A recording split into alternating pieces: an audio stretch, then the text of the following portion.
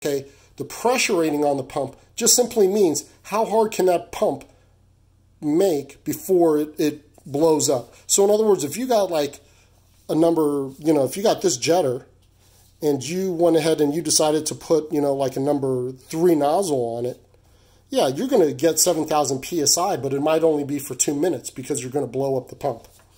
All right. So now, oh, this is the one for last, okay?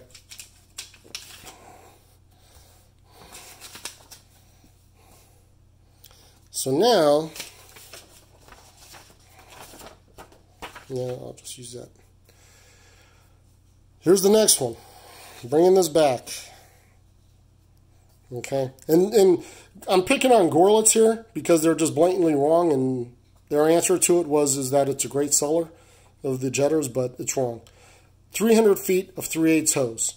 Okay, now you remember in this one when I said the restriction is also known as the nozzle or the hose. I'm just going to touch on this. Okay, hoses have what's called pressure loss. They essentially act like an orifice because they close down over a length.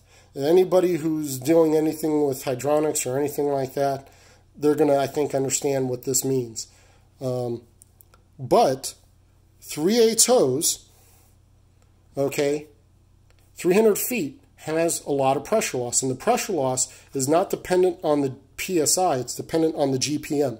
So, if you have that much, so at 5.5 gallons per minute, you're going to have 147 PSI per 100 feet, or you're going to have 441 PSI of loss. At 10 GPM, you have 435 PSI, but times 300 feet, you're going to have 1,300 PSI pressure loss. So in other words, 1,300 of your PSI is not coming out at the nozzle. Think about that. You're losing quite a bit. So by the math, if you have 3,500 PSI at 3,500, you're going to subtract that PSI pressure loss, and truthfully, you're going to be right at 3,059.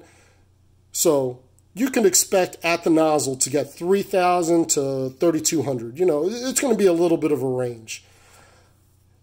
These formulas get you in the ballpark, but there's so much that you can do with like adjusting things that the entire secret to creating a good quality jetter is balance. And that's what a lot of manufacturers are missing out. They don't design their jetters well. They design them wrong. They design them backwards. And what ends up happening is that they just provide so much horsepower, so much water to overcome a poorly designed jetter. Just caught me on another rant. So you remember when we talked about how on this one, by the math, you're not getting that 3,500 PSI. Okay? So I said, by the math, you're going to get 2,200 PSI. All right? Now, guess what? If you're trying to push 10 gallons a minute through 300 feet, your PSI is that much. Guess how much? That's your PSI at the nozzle. 900 PSI. Call it 1,000. That's nothing. Okay? So just because they offer this 300 feet doesn't mean that you should be taking it if you aren't using it. In my opinion, what it's better to do is that if you have a jetter that's got a hose reel attached to it, one of these Carter, these skid jetters, get this hose, the one that's on the hose reel, take it off and use 1/2-inch hose. And so then that way your pressure loss is very little. And then look into a jetter reel. A common one is, it comes out of Australia. It's made by Jetter's Edge. And I forget what the actual name of it is, but it's on a reel. It's got a stand. It's got a ball valve on there. That's a very similar situation. There was another one, and it's made by KEI, and it was called a stealth jetting cart. So essentially what you would do is you would have your jetter mobile. You would pull the hose to your clean out or your access point. You would attach the reel to it, and then you would be working from inside using a ball valve to shut it on and off. And that's basically what I've done. Speaking of the Australian Jetter's Edge, the Australians really understand jetting. They really understand nozzles. Jetter's Edge, direct hit is another nozzle that I really like. If you don't have a direct hit nozzle, you should. Jetter's Edge, just buy everything from them. Just buy one of these. Those guys are awesome. Stone Age, the Warthog, I love the Warthogs. But as mentioned before, so we're pretty much at an end here. All this here was not made to make you necessarily an expert, but by hopefully just teaching a couple basic formulas, you understand this and you can now use this to understand, design maybe your own jetter.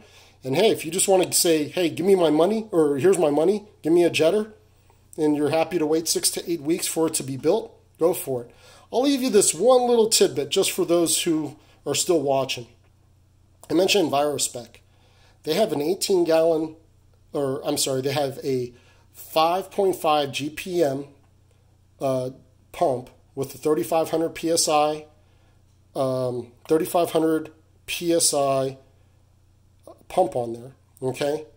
And it costs $1,900. You buy 2 of them for $1,900. You buy 2 of them, okay, for, what is that, $3,800. You connect the 2 hoses together to a T, single hose coming out. Guess what you're going to have? You're going to have 11 gallons a minute at 3,500 PSI, okay? And you can, and that's a bolt in place. So in other words, you could put that on a trailer, put a tank on it, connect it, and there you go. Okay? And maybe that'll save you quite a bit. Hey, this is just a little bit of what my Drains Deconstructed class is about. Really appreciate you guys if you guys are watching. As you guys heard, I have a family, dog, everything like that. This is not my top priority, so these videos are going to come as they come. I'm not here to promote anybody but the plumber. I'm here to talk about only what I have found to be quality. I don't accept sponsorships or anything like that. At this point, I don't think the manufacturers have much that they want to talk to me or deal with me about. My only loyalty is to quality. That's it. Okay? Plumbers for the win. Sewer Roundtable Review out.